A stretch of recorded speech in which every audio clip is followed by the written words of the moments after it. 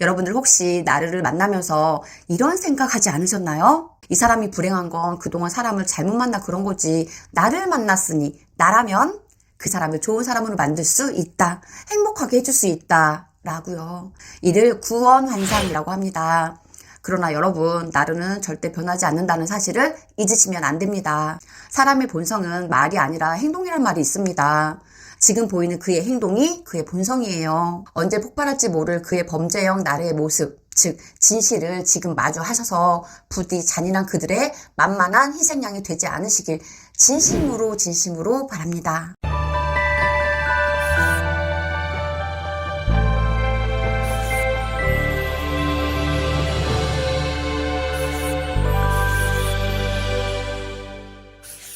안녕, 라붐시클릿TV 작가 김상월입니다. 오늘은 드디어 나루와 연산군 시리즈 마지막 3부 시간입니다. 여러분, 화면 속 사진 한번 봐주실래요? 이게 뭘까요? 네, 맞아요. 대한민국 사람이라면 모를 수 없는 바로 밥도둑 젓갈입니다. 저도 한 달에 한 번 정도는 사 먹을 정도로 좋아했는데요. 그런데 어느 순간 못 먹게 돼버렸어요. 오늘 내용 전해드리려고 준비하던 중 사실 살짝 고민이 됐습니다. 왜냐하면 오늘 영상 접하시고 저처럼 젓갈을 못 드시게 되시는 분들이 생기면 어쩌지 걱정이 됐기 때문이었어요. 하지만 그럼에도 불구하고 내용을 전해드리기로 결정했습니다. 왜냐하면 연산군 하면 폐륜, 폭군, 살인귀라는 호칭이 따라 붙는데 오늘 알려드릴 스토리만큼 딱 맞는 예도 없었기 때문이었습니다. 사진 한번 다시 봐주실래요? 여러분, 이 젓갈을 사람을 죽여 담근 거라면 믿어지시나요? 그 사람이 다름 아닌 조선의 왕이었다면요? 네, 그 사람이 바로 연산군입니다. 그냥 야사로 전해져 오는 얘기 아니냐고요? 아닙니다. 이는 실제로 역사에 기록된 실화입니다. 태어날 때부터 나르, 폭군, 나쁜 사람이 어디 있겠어요.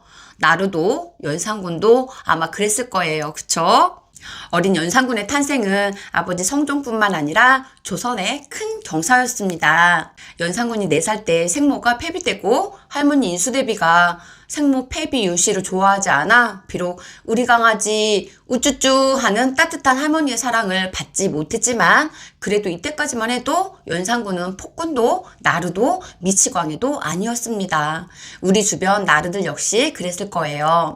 연산군은 도대체 어떤 악행을 저질렀길래 폐륜, 폭군의 대명사로 현재까지도 불리우게 된 걸까요? 지금부터 연산군의 극악무도, 즉 더할 나위 없이 악하고 도리에 어긋난 행위를 짧게 살펴보겠습니다. 죄를 지은 사람이 이미 사망했을 경우 그 무덤을 파내 관을 부수고 시체를 베거나 목을 잘라버렸어요. 이를 부관참시라고 합니다. 또 쇄골표풍이라 해서 죽은 자의 묘비를 부수고 유골을 파헤쳐 해골을 부수고 가루를 만들어서 해골가루를 바람에 날려버리기도 했습니다. 그러나 이게 전부일리? 네, 없겠죠. 지금부터 영상 초반에 언급한 사람을 죽여 젓갈을 담았다는 믿기 힘든 그 끔찍한 이야기 속으로 사건이 터진 그날 밤 속으로 함께 들어가 보겠습니다. 그날도 연산군은 평소와 같이 임승재의 집에서 술을 마시고 있었습니다. 임사홍, 임승재는 지난 일부에서 알려드린 조선 최고의 간신부자인데요. 아직 못 보신 분들께서는 나루와 연산군의 공통점 1부, 2부도 함께 보시길 추천드립니다. 지금 연산군이 그 집에 놀러 간 거죠. 그런데 평소와 다르게 이날 임사홍의 표정이 어두운 거예요. 신경이 쓰인 연산군이 묻습니다. 왜 그러시오? 왕이 묻자 임사홍이 조심스럽게 입을 열어 이렇게 말합니다. 전하, 폐비한 일이 원통하옵니다. 이게 무슨 뜻일까요? 사실 연산군은 생모 폐비 유씨의 죽음을 알지 못한 채 후궁 정현황후를 친모로 알고 자랐다고 해요. 왜냐하면 아버지 성종이 생모의 죽음에 대해 철저히 단속했기 때문입니다. 그런데 간신 임사홍이 아버지 성종의 후궁인 엄씨와 정씨가 폐비 윤씨를 모함하여 죽음을 당했으니 전하의 어머님이 분하고 원통하실 거라고 그 비밀을 폭로한 거예요. 지금 모두가 쉬쉬해서 알 길은 없었지만 연산군도 자라면서 자신의 가정에 뭔가가 있다고 생각을 했을지도 모르겠습니다. 어린 연산군과 성종의 대화 중 전해지는 일화가 있습니다. 어느 날 성종과 연산군이 오랜만에 바깥바람을 쐬러 갔어요. 성종이 융아, 너도 좋으냐? 라고 물었는데 연산군이 한 소떼를 보며 이렇게 말합니다. 저 송아지도 어미소가 있는데 저는 왜 어마마마가 없습니까? 어미소가 울면 송아지도 따라 울고 어미와 새끼가 함께 살아있는 모습이 부럽다고 말합니다. 그렇게 늘 결핍에 시달리던 연산군의 수수께끼가 임사홍을 통해 드디어 풀리는 것 같았습니다. 게다가 패비 윤씨가 사약을 먹고 피를 토한 피 묻은 적삼을 보자 연산군은 눌려있던 분노가 폭발해버립니다. 어머니의 억울한 죽음을 알게 된 연산군, 과연 어떤 일을 벌일까요? 왕이 모비 윤씨가 폐위되고 죽은 것이 엄씨 정씨의 참소 때문이라 하여 밤에 엄씨 정씨를 대궐 뜰에 결박하여 놓고 손수 마구 치고 짓밟다가 항과 봉을 불러 엄씨와 정씨를 가리키며 이 죄인을 치라 하니 항은 어두워서 누군지 모르고 치고 봉은 마음속에 어머니임을 알고 차마 장을 대지 못하니 왕이 불쾌하게 여겨 사람을 시켜 마구 치되 갖은 참혹한 짓을 하여 마침내 죽였다. 여기에서 항과 봉은 정씨의 자식들입니다. 여기서 끝? 절대 이대로 끝날 연산군이 아니죠. 항과 봉의 머리채를 질질 끌고 어딘가로 향합니다. 어디로 가는 걸까요? 네, 어머니 죽음과 깊게 관련된 할머니 인수대비의 처소로 눈이 뒤집힌 채 쳐들어갑니다. 그리고 할머니에게 이렇게 소리쳐요. 할머님은 어이하여 우리 어머님을 죽이셨습니까? 아무리 천하의 폭군 연산군이라 해도 할머니를 직접 죽이진 않았지만 이미 노쇠한 인수대비를 자리에 눕게 해 끝내 죽음에까지 이르게 합니다. 네, 바로 그 끔찍한 일을 저지르는 거죠. 자신의 생모를 모함했다는 이유로 두들겨 패 죽인 엄씨와 정씨의 시신을 갈기갈기 찢어 소금을 뿌려 젓갈로 담가버린 거예요.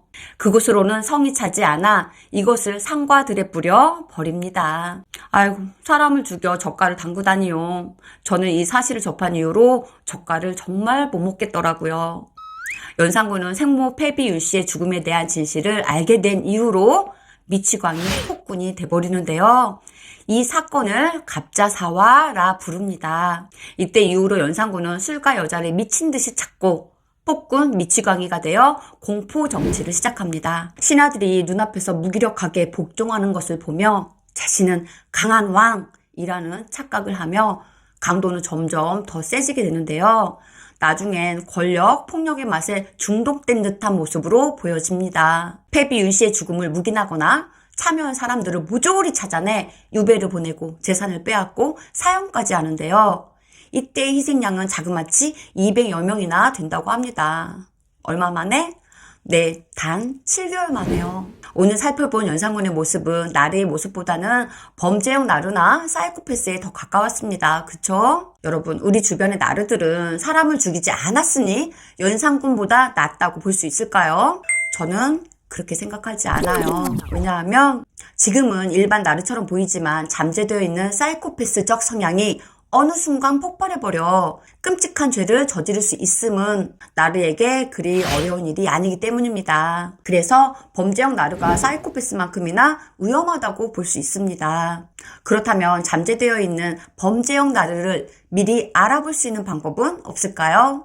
다행스럽게도 있습니다. 그 마지막 꿀팁 알려드리고 오늘 영상 마무리하도록 하겠습니다. 길고양이, 길강아지를 대하는 모습 보기. 별로 친하지 않은 사람, 잘 보이지 않아도 되는 사람, 식당 직원을 대하는 태도 보기. 당연히 지켜야 할 규칙, 사회 규범, 약속 시간을 잘 지키는지 보기. 욕을 하거나 폭력성이 있는지 관찰하기. 신체에 자해한 흉터가 있는지 살피기. 화가 났을 때 언어와 행동 관찰하기. 식탐 조절이 잘 되는지 보기. 공공장소, 회사, 식당 등에서 자기 물건이 아니라고 함부로 쓰지는 않는지 확인하기. 지금까지 알아본 것들의 공통점은 폭력성 분노 조절 장애와 연관이 매우 깊고요. 미리 체크해봐야 할 만큼 너무 중요합니다. 왜냐하면 관계 초반 러브방인 단계에서는 나에게 잘해주니까 크게 느껴지지 않았던 폭력성이 관계가 깊어지고 여러분들이 나르에게 무장해제 됐을 때 비로소 드러나는 위험한 그의 진짜 모습이니까요. 남들에게 함부로 대하고 폭력적인 그의 행동이 언젠가는 여러분에게도 할 수 있는 행동이라는 의미입니다. 여러분들 혹시 나르를 만나면서 이런 생각하지 않으셨나요? 이 사람이 불행한 건 그동안 사람을 잘못 만나 그런 거지 나를 만났으니 나라면 그 사람을 좋은 사람으로 만들 수 있다. 행복하게 해줄 수 있다. 라고요. 이를 구원반상이라고 합니다. 그러나 여러분, 나르는 절대 변하지 않는다는 사실을 잊으시면 안 됩니다. 나르는 절대 변하지 않아요. 문화심리학자 김정훈 교수님께서 하신 유명한 말씀이 있습니다. 심리학이 남긴 가장 큰 업적은 사람은 안 변한다는 사실이다. 사람의 본성은 말이 아니라 행동이란 말이 있습니다. 지금 보이는 그의 행동이 그의 본성이에요. 그동안 수없이 목격됐던 그의 본성을, 그 진실을 애써 외면하면서 보고 싶은 것만 보고 믿고 싶은 대로 믿지 않았었는지 꼭 한번 깊이 생각해 보시는 시간이 되셨기를 바랍니다. 언제 폭발할지 모를 그의 범죄형 나르의 모습, 즉 진실을 지금 마주하셔서 부디 잔인한 그들의 만만한 희생양이 되지 않으시길 진심으로 바랍니다. 영상 너무 집중해서 보시느라 좋아요 누르는 걸 깜빡하셨다면 지금도 늦지 않았으니 좋아요 한번 꾹 눌러주시고요. 그리고 좋은 영상, 따끈따끈한 영상 가장 빠르게 만나는 방법 모두 아시죠? 구독, 알림 설정 미리 해두시면 영상이 업로드 되는 대로 바로 만나보실 수 있습니다. 오늘 영상 보시고 함께 나누고 싶은 분이 계시다면 딱 3분께 공유도 한번 해보세요. 좋은 지식과 정보가 높은 진동 바이러스가 되어 우리 모두 몸과 마음 건강해지는 삶 되실 거라 믿습니다. 오늘도 여러분들의 귀한 시간 허락하셔서 영상 끝까지 봐주셔서 너무너무 감사합니다. 오늘은 우리가 사랑하고 감사하며 살기 딱 좋은 날입니다. 많이 사랑하고 많이 감사하며 살기로 해요. 여러분 사랑합니다. 감사합니다. 평화로운 하루 되세요. 안녕.